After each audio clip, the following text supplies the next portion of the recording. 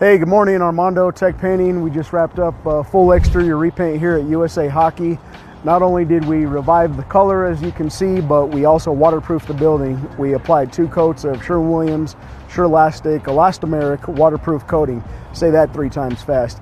Anyway, what SHERLASTIC does is it waterproofs the building in a way that moisture will not intrude into any cracks, holes, or otherwise. It's a really good product. We've been using it for a lot of years now.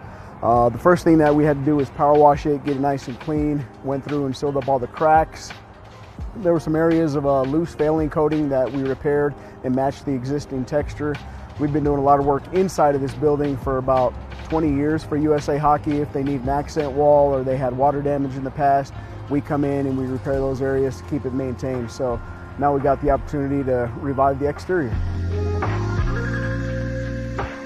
If you have a commercial property here in Colorado Springs or Denver, give us a call, 719-577-9300. We'd love to come out and give you an estimate to take care of your building.